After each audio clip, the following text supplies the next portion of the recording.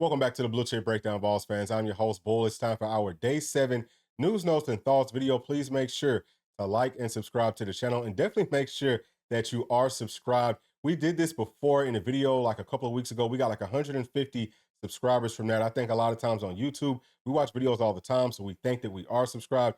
But if you enjoy our content, if you want to help us grow, please make sure that you are subscribed. That definitely helps us grow. And also, big shout out to all the members of this channel. You can become a member by clicking that join button just below this video, and you will be getting exclusive content that we can't share on this side of YouTube. And especially now that the season is about to be starting up, there's going to be a whole lot more content. Okay, it's going to be breaking down film of the teams that we're going to be going up against, individual players, just kind of showing you some of our scheme stuff, all of that. So again, it's just a great way to support this channel. And a big shout out to everyone that's been donating to this channel. It's been helping us out tremendously. You can donate by scanning the Cash App QR code in the top right-hand corner of this video with your smartphone.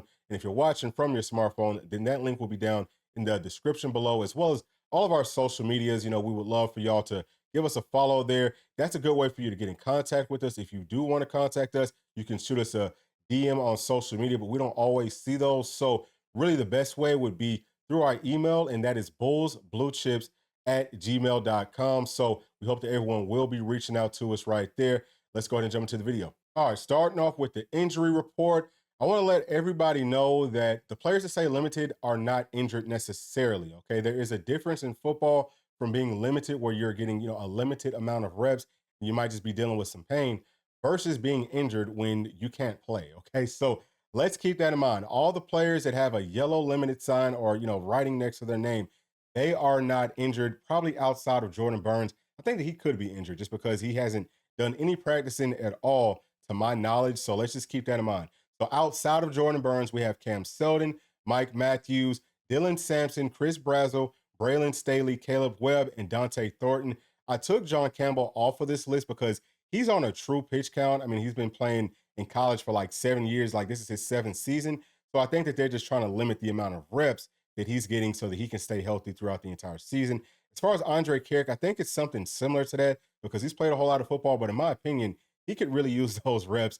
So I don't know exactly what's going on right there. I think that he's fine though, just because I see both of them out there, getting contact, and they look like they're up to full speed. So I think that we're fine though, just as far as the injury stuff goes. No real major ones. Obviously, we know about Jordan Thomas being out for the season, but outside of that, we are a very, very healthy football team. So don't let that list scare y'all. All right, so let's talk about who spoke to the media today. Number one, Coach Kelsey Pope, who is the wide receivers coach. We heard from one wide receiver, that was Chaz Nimrod. And we heard from 3 tight ends, Ethan Davis, Mouse Kitzelman, and Holden Stays. So starting off with Coach Pope, my biggest takeaways is that he's very confident in that room. He said that this is the deepest that they've been. Talked about Brew getting back and having him on kind of like a pitch count, working him in slowly. Of course, Brew wants to get out there as quickly as possible. That's just who he is. He's a dog. And as Coach Pope said, you love to see that. You would much rather have to hold a guy back than have to push the guy out. So that is great. He also talked about Chris Brazzell, his transition from spring to fall. He said that he doesn't feel like Chris Brazzell really understood how much it took on this level in this league to succeed at a high level, but obviously he's bought in because he might look like the best wide receiver that we have out there. At least that's 100% healthy.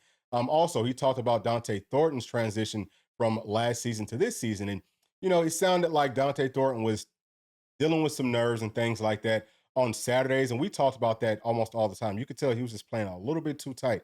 And once he finally loosened up, he got injured. So hopefully, he's kind of working through whatever he's dealing with right now. It's going to be something that's minor, but hopefully he will get the opportunity to get out there and get some rest before fall camp ends, because it sounded like in spring he was, doing a phenomenal job. But now that he's been getting less and less reps, Chris Brazzell's taking his spot. So that's huge. I just think that the competition inside of that room, which is something that Coach Pope touched on several times, is why we are starting to see more and more players stepping up to the plate. And he actually highlighted Nathan Leacock as one of those players. And I'm very happy to hear that he is looking good right now in fall camp, because coming out of high school, I mean, P and I loved his film.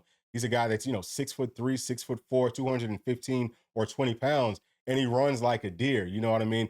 He had great hands and everything that you would want in an outside wide receiver. He had it, and he just kind of struggled with some injuries, struggled to catch the football consistently last year. But now it sounds like He's caught over 12 to 13,000 balls in the offseason, so he's gotten a lot more consistent, from that aspect. So very proud of him. Also, a couple of more takeaways from Coach Pope. He kind of talked about Chaz Nimrod. He said that he wants for him to get a little bit more dog in him, a little bit more fight, but he is proud of the way that he's been getting stronger and he's been working in the offseason. So just a really, really deep room. He also talked about everyone can play any position. So that's something that even on this channel, we kind of talk about, okay, you try to pigeonhole these guys into one spot. Who's one here? Who's two here? Like if it's X, who's the, first three playing at X, but you will kind of mix and match. And Coach Pope, I felt like he was about to say this, but, he kind of held himself back. I think that he was about to say, we need that because depending on who we're facing, we're going to need a different look in different areas, right? So that's kind of what we've been talking about for a while. And because we are so deep, I think that we can rotate a lot more bodies based off of who we're playing. And that's going to be big. It's going to keep everyone engaged. And I think it's going to help us go on and get more blue chip caliber wide receivers. All right, so let's talk about Chaz Nimrod. He had talked about he played at 195 last season. He said he's going to play around that same weight this year, but he's listed at 220. And he looks like he's definitely gained some weight. So I'm not quite sure. Maybe he doesn't want for people to know that he's gained that weight, or if he really is planning on playing more around like 200. I like him more at 220 though, right? Like if you can be bigger and kind of maintain your speed, be faster and stronger, then why not do that? So I think that he's definitely put a whole lot of work in this offseason, and he talked about that. He said, yeah, I feel like I've really focused on my strength, focused on being more explosive. And he said that he's just kind of paying attention to those little things even more. That just goes back to the competition inside of that room. It's either going to make you get right or you're going to get gone. It's one or the other. So I was very proud of what I had to hear from him. It also sounds like him and Nico are getting more and more close. So that's always going to be a really, really big deal for a wide receiver and quarterback. Now for Holden Stays, I like what he had to say about, just all the competition inside of that room, and also saying that, well, this offense really isn't that much different from what I did at Notre Dame. And it does sound like he wants to be, I think, a communications major, something like that. So I love to, just listen to him talk. I think he has a great voice for it, but he's going to be a stud. I think he's going to be a really, really good player. And he had good things to say about, some of the other players inside of that room. Now let's talk about Miles Kitselman. He had said that, he and Ethan Davis have kind of bounced off of one another, just as far as Miles feels like he's more of the blocking tight end, whereas Ethan is more of the receiving tight end. So they kind of help each other with that. And he also talked about cutting some weight. I believe he said that he's going to be around like 240-ish. I could not 100% hear what he said, but he's just cutting that weight so that he can do a better job as a pass catcher, run those routes and playing out in space. But he loves that room. He thinks that they're deep. He said that we've got, 3, 4 guys and really more that we feel like we can trust and that can go out and play at a high level, very similar to the wide receiver room. It's kind of like, what tool do you need to get the job done will depend on who's going to play. So I just love that because, again, you keep everyone involved and you keep everyone engaged. And I think that you keep everyone fresh by kind of playing it that way. So should be a whole lot of fun to watch that tight end room go to work. Also, we heard from Ethan Davis, and I'm super proud of what I heard from him because he did used to play basketball. I think he was more of a basketball player, but now you can tell that the light is turned on for him to understand how to play football because, really football is the only sport that you have to give 110% effort on every single play, whether it's coming to you or not. You never really get a break, from snap to whistle. So basketball is very different because you can kind of, stand around, stuff like that. So understanding that part of it, I could just kind of tell and watching the way that he was saying what he was saying, you could tell that that light has turned on. And he understood that, listen, I've got to, I've got to get stronger. I've got to get bigger. And he put in the work to do that while maintaining all of his speed and still being very, very explosive. I think that he's going to have an absolutely outstanding season. And I can't wait to see what happens. Hopefully he can stay healthy. That's been one of his biggest knocks. But gaining the weight, getting stronger will help you to stay healthy, especially playing inside of that box area. So definitely looking forward to seeing, what Ethan Davis is going to be doing for us and all the rest of that tight end room this season. Now for the news and notes from each position group, and we're going to put the quarterbacks, wide receivers, and tight ends all into one because it wasn't a whole lot of notes, but the biggest takeaway right here was that they didn't look very good with the routes on air today. So the quarterbacks were also throwing to the running backs out of the backfield, running flat routes, wheel routes, all the typical running back routes. And sounds like the passes weren't great, but it also sounds like the running backs weren't catching them when they were kind of like on the money. And that's, I mean, it's not a huge cause for concern because it is just the second day of us being in full pads, still very early on in camp. But at some point, I would say definitely next week, we don't want to hear no more about days like this. We have to start to string together the closer that we get to the season, more and more consecutive days of putting in some good quality work. Now, it also sounds like the routes on there with the wide receivers and the tight ends wasn't much better. A few players made some good catches. It sounds like Chaz Nimrod had the catch of the day. I think that Miles Kittelman and Holden Stays also had good catches along with Squirrel White. But, again, it's going to happen, right? Like you're never going to be perfect. Sometimes you have good days, sometimes you have bad days. But like I said, we got to get more, consistent with this. And we have to start to string along consecutive days of really good work the closer that we get to kickoff. Now let's talk some more about those running backs because outside of the routes on air not looking good, I think that they look really good going through all the rest of those drills. We did see them doing some pass protection, and I think that they looked great right there. We could tell that we've got some strong guys, and they have really good fundamentals. So I feel like Coach Sims is doing a good job just of emphasizing pass protection, and he's doing a great job of teaching them the fundamentals. It's something that we had worried about after last year. How would we look in that category? But I feel like it could maybe end up being a strength of this offense moving forward. But obviously, you don't know until they get the full pads on, all that type of stuff. So still yet to be seen, but I'm very encouraged with what I saw, some of the early signs. Now, just kind of going through, that shoot drill, some change of direction drills, all that. I think we've got some players back there that are phenomenal, phenomenal athletes. Very impressed with Bishop. Peyton Lewis looks really good. Cam Seldon's looking good. And also saw them kind of hitting him with those dummy sums. So they're gradually working him into the contact. I would not be surprised if he is fully ready by week 1. Don't know if he plays, but I think that he will be there if we need him to. I also think that, man, Big Khalifa Keith, at 240 something pounds, rocked up and being so explosive and having good balance, he's kind of a sleeper for me right now, y'all, because no one's really talking about him. And I think that he's taking that personal, which he should.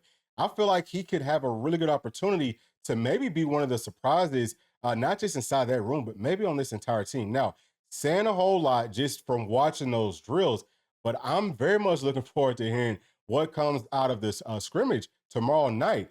Will he really kind of, turn into one of those guys? Because if you want to talk about pass protection, I mean, he looks like he looks like almost like a little baby tight end or something out there, pass blocking and stuff. So that would be really big. Obviously, that room is deeper than we had anticipated it would be coming into this season. So hopefully we can stay healthy there and hopefully we can continue to get back healthy where we need to. But I'm very encouraged with that room as a whole. Now let's talk about the linebackers. I thought that they looked good. We saw them working on some blitzes, run fits, things like that.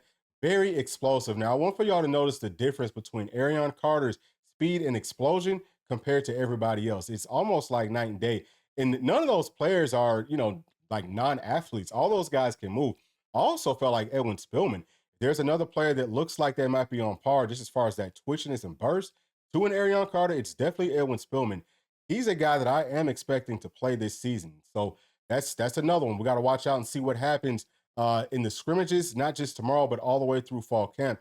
But yeah, I mean, he could be one that steps up in a very major way. But outside of that, I saw some good things from Jalen Smith. I think he looks a little bit faster. Still probably needs to work on his, out in space work. He doesn't look 100% great there, but it does sound like in some of those drills, he was doing it perfectly, in some of the more physical drills. So that's good. Obviously, Keenan Pili, y'all know how I feel about him. I think he's going to be a star. He's a stud. He does almost everything textbook. And then, Caleb Perry, he looks really good too. So that's another very deep room. Now let's talk about that defensive line. Didn't see or hear much from them today, but, several good looking bodies. We always talk about that, but it just seems like they get bigger and bigger and stronger and faster. They look very fresh, and there's a ton of competition right there. So anxious to, kind of hear about them as well coming out of the scrimmage. Will they end up getting the upper hand on the offensive line? Now, speaking of the offensive line, let's talk about them next. I think that they look very, very good. Moving that big sled, seeing some of them could move it, some of them couldn't do it. Bennett Warren was able to move it some. He moved it about as much as John Campbell. Maybe John Campbell had a little bit more, traction or consistency whenever he was moving it. But, Jesse Perry couldn't really move it. Trevor Duncan couldn't really move it. But what we'll see, though, I can almost guarantee you is next week, whenever they show those same clips where they're going through those same drills, everyone's going to be moving it, right? So that would tell us that, hey, we're getting better, we're getting stronger. But I love the twitch, I love the burst, I love the nastiness of that group. I also love the body control because they're not just, falling all over their feet and stuff. It's like whenever it's time for them to pop, they, slow walk it, boom, pop, explode. So I feel great about that room. I keep on saying this too. That's one that you got to watch out for. I think that it's going to surprise a lot of people how good that offensive line is. Now, will they win in the battle tomorrow? Is one of the big questions. They're going up against a great defensive line. I don't know that they win because the offense usually loses the first scrimmages or, the first couple of scrimmages of the season. But I would not be surprised to hear that they fared a little bit better than we thought that they would.